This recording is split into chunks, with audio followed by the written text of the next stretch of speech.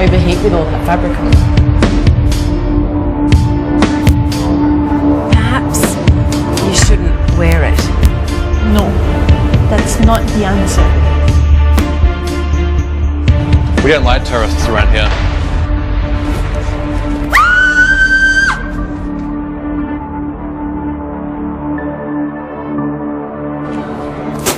Terrorist! I worry for you. I worry for the world. Well, very apt when she says she worries for the world. I worry for the world too. Syed Zul Tojo, thank you very much for joining us on the show. Now, your show is going to be out very, very soon. The movie Hijabsta Ballet. Yeah. You've been working very hard on the movie. Now, well, in times of turmoil, the world's going through so much with regards to creed and religion, so on and so forth. What brought about this idea? Was that, which is something that brought about this idea? Basically, the movie is, when we start with the movie, is not because of the world. We start a movie because of a movie. We are looking into the market.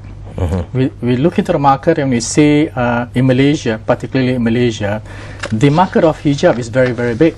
Right. All right. So when we have that hijab, we thought to ourselves then, if the market of the product is so big, that means there are a lot of customers, there are a lot of consumers using it. That means there will be a lot of interest in it. So when there is a lot of interest in it, if we were to do a movie on hijab, then we would have a lot of attention on it. And in order to do that, we have to find a nemesis of hijab. We have previously you have got a problem with Farah Hadi, which is a gymnast, and people commented on her attire and so on. So we thought of putting hijab as against gymnasts, but we can't, because there are gymnasts all over the world who still wear kind of hijab, right? So we thought of swimming, but then there are people who are with a head covering and so on. But then we found there is one angle which the institution itself does not permit the participants to be individual, to wear hijab. That's ballet. So we thought we have hijab and we have a ballet which going to pit against each other. Right. So in that sense, we thought it can be soft, then it can make a very good movie. But when you did this, when you did your research on ballet, why doesn't ballet allow this? First we thought they doesn't allow it because of a certain principle and so on.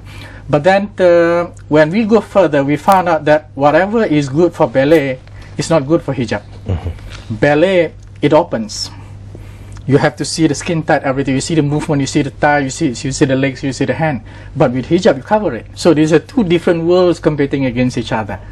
So, and we got this, we look into the internet, we got one girl in Australia, Stephanie Calo, who her family converted into Islam. And then she's a ballerina, but she can't go back into ballet because ballet is an ensemble. You got everybody to wear the same thing. You cannot have one person who wears differently from the rest. So that's the reason being that ballet and hijab could not be on the same page.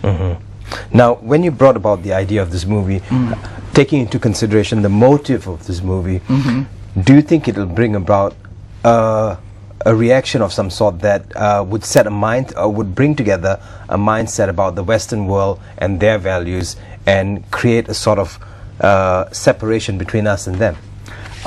It is not about separation between the East and the West, or the Muslims and the non-Muslim. I'm not talking about the East and the West. I'm talking about Malaysia as a country. As it is, our information and what we think about what the hijab should be is very much convoluted in some ways, if you look at it and if you read about it. Now, there's peer pressure at workplaces for girls who don't wear hijab, you know, because their friends wear hijab, they're pressured into wearing a hijab. Now, did you take all this into consideration? Yes, because it is a story about one person who wears hijab and want to maintain wearing hijab.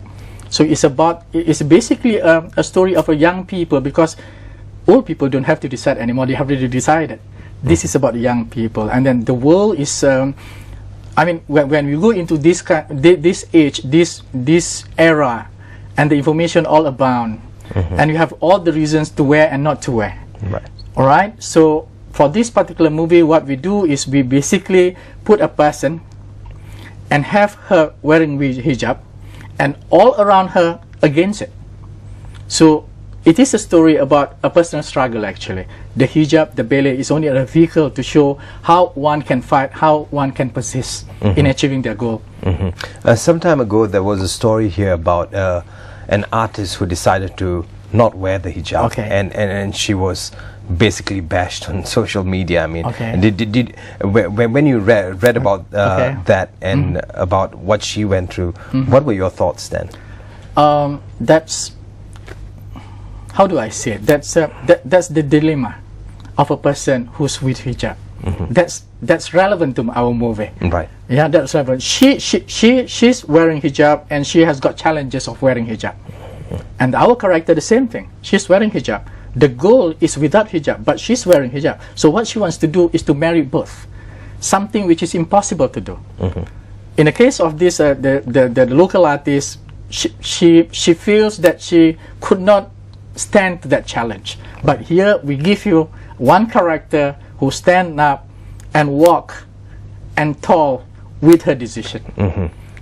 And taking into consideration, yes, we're an Islamic country, that's a given, but we have our values. The Malay culture it comes first for us, and now we're fighting. When we're not fighting, we're looking at a sort of an Arabization. At some point it was a westernization of Malaysia. Now there's an Arabization of Malaysia. As a movie maker and someone who does a lot of research, what comes to mind? What do you think about? When you want to draw parallels with information like this. There is a lot of talk about Arabizations and so on, but we are looking, because in this movie particularly, in any character in the movie, you see they have a mentor. All right. So this person, her mentor is the Holy Book itself. Then there would be other opinions. There would be other people who say, no, you can't just have the Holy Book. You have to have a person, a teacher who teach you and guide you. All right. So what I'm saying here, this is not about Arabization, but this is about what she believes from what she read, from what she, what you call her understanding and her interpretations of her life, or rather her belief. Right. So it's not about being Malay, or it's not about trying to be an Arab. Right. So it's not about being Malay. It's not about trying to be an Arab. Yeah. Now, as a movie producer, or rather a person who's gone a long way to put this film out, what were some of the challenges? The challenges in having, when we go into Jakim, all right, they told us that you cannot have a person wearing hijab doing ballet, because the value is all opposite. All right, we go to IKSIM, which is the Institute Kajian Strategic Islam Malaysia. They say you cannot put the hijab below ballet. All right, so when we go to the ballet institutions, we go to the ballet consultants, we go to the ballerinas and so on, they say, do not ever make that girl stop dancing. Do not ever make that girl decide to teach. Okay, because her passion, that's what her passion, that's what her art is. Right. So that's the requirements that we have. On one side it says put hijab above, the other side it says put ballet above. So that's the requirement that we have to find a solution. What does FINAS say? FINAS didn't say anything on that. All right, as long as it doesn't go against the law of Malaysia, as long as it doesn't go against the guidelines by the LPF, FINAS should be okay on it. So the guidelines, were the guidelines too strict for you to convey your message or to show your art? It doesn't give us a lot of problems, because we brought the script to LPF, and they have seen it, and they have given us some guidelines and some thoughts on it, and we are basically doing based on what they have given, what you call a track to follow. So it is not. So they've given you their straight and narrow, and you have to follow that. Yeah, right. basically, because. All right. We'll take a short break, and when we come back, we'll talk about the film and how is this film going to go international? Do you think it's going to gain traction in Malaysia? We're going to come back and talk about that shortly. Thank you.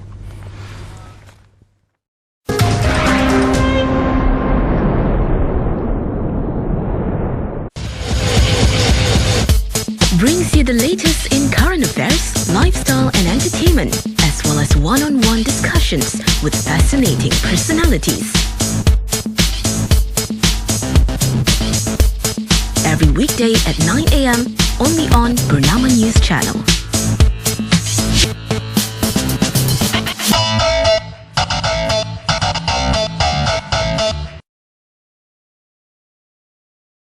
Accurate, legitimate, and packed with information.